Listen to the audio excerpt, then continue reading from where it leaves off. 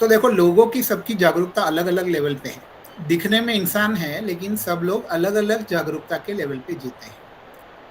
तो अवेयरनेस के लेवल है ये। देखो, कुछ लोग, सूअर क्या करता है? कीचड़ में खेलता है, दूसरों पे कीचड़ उछालता है और वही कीचड़ उसके खुद के ऊपर आता है। मतलब दूसरों को तकलीफ दो, दूसरों को त्रास दो, दूसरों का नुकसान करो, दूसरों की जीवन में जहर घोलो, तो वही जहर आपके जीवन में सामने वाला घोलेगा। तो कीचड़ उछालोगे तो कीचड़ वापिस आएगा। तो ये लेवल की जागरूकता पे जो जीते हैं, वो ये लेवल पे अटके हैं। अभी देखो, ऐसे लोगों को सीखने का मन भी नहीं करेगा। जो मैं बता रहा हूँ वो सच है कि नहीं?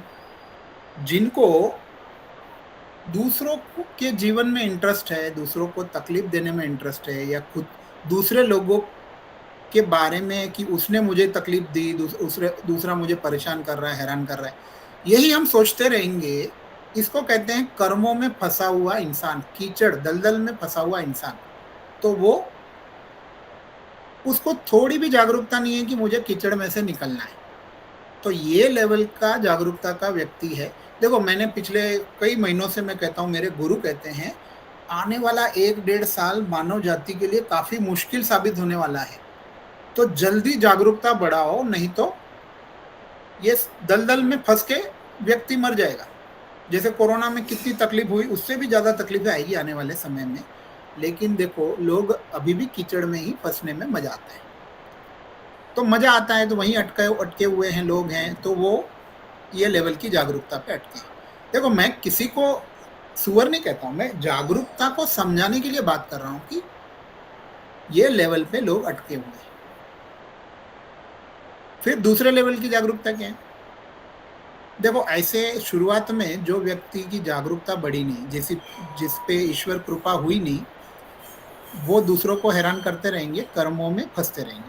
लेकिन कभी कोई गुरु मिल गया, कभी किसी यार दोस्त ने या किसी ने उसको बात समझा दी कि अब तू दूसरों के बारे में मत सोच, दूसरों को तकलीफ मत दे और छोड़ दे ये सब बुरा काम। तब 50-100 जन्म के बाद है ना, व्यक्ति है ना, दूसरों को तकलीफ देना छोड़ देता है। लेकिन उसको कुछ करने की इच्छा भी नहीं है। वो आलसी बन के जीवन जीता है कि बैठे रहो, लाइफ में कोई पर्पस नहीं, मज़े मारो, सोफ़े पे पड़े रहो, टीवी देखो, मोबाइल देखो, कोई पब कुछ जोश नहीं, कुछ काम करने का, कुछ बड़ा आदमी बनने की भी कुछ इच्छा नहीं, कुछ नहीं।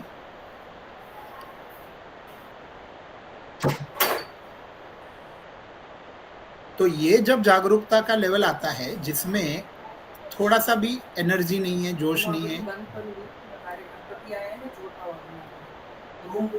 तो देखो, बहुत सारे लोग मुझे बोलते हैं मैं तकलीफ में हूँ, मुझे ये प्रॉब्लम में से निकलना है, लेकिन सीखने का एनर्जी नहीं है, जोश नहीं है, मोटिवेशन नहीं है। तो समझ लो कि हमारे अंदर ये आलस भरा पड़ा है। तो ये लेवल की जागरूकता को बफेलो की अवेयर जागरूकता कहते हैं। तो कई जन्म मैंने भी ऐसे बफेलो की जागरूकता में निकाला। तो सब में होता है ये टेंडेंसी, क्योंकि हम भी वो जानवरों के शरीर से ही ह्यूमन बॉडी में आए हैं। तो हमारे अंदर वो चित्त वृत्तियाँ बोलते हैं इसको, टेंडेंसीज़ होती है जानवरों की। एक्टिवनेस नहीं आता है, आलसपन में ज़िंदगी गुज़र जाती है, सीखने में इंटरेस्ट ही नहीं है।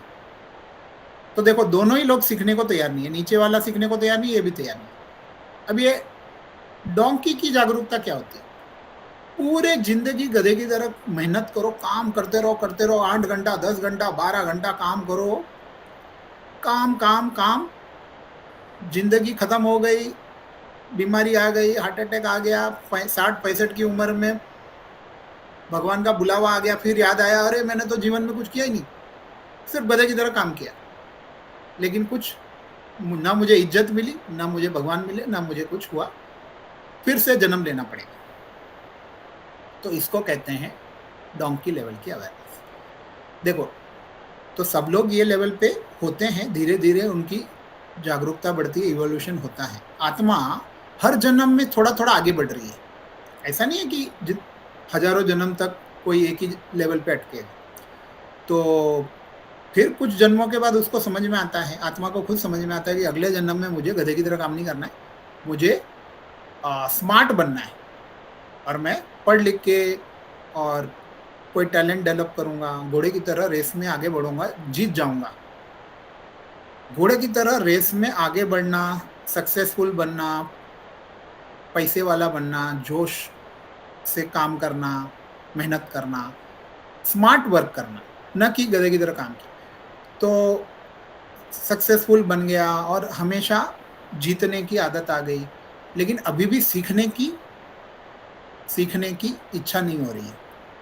तो ऐसे बहुत सारे सेलिब्रिटी है, बहुत सारे हीरो है।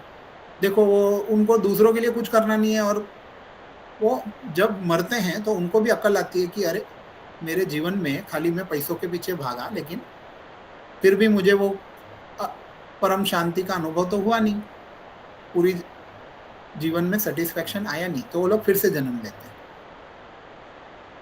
तो घोड़े और गाय में क्या फर्क है? गाय जो है वो दूसरों के लिए जीती है, उसको दूसरे की परवाह है, करुणा है, दया है, कंपैशन है। तो गाय का जीवन दूसरों के नाम होता है, लेकिन घोड़ा स्वार्थी होता है। तो ऐसा कहते हैं कि हम गाय को माता क्यों बोलते हैं? क्योंकि शास्त्रों में लिखा है, कहीं न कहीं आप गाय की योनि में, मतलब गाय के बॉडी में आप गए, फिर आप में इंसानी क्वालिटीज़ डेवलप होती है, क्योंकि आप में वो इंसान दूसरों की फीलिंग, तकलीफ़ें समझने जैसा होता है। बाकी जानवर में थोड़ा कम होगा ये, लेकिन घोड़े में, कुत्ते में, गाय में देखो ये अवेयरनेस होती है। वो इसके लिए इनको डोमेस्टिक एनिमल बोलते हैं। क्यों? क्योंकि ये इंसानों की तरह बिहेव करते हैं। इनमें वो जागरूकता होती है कि अरे हाँ,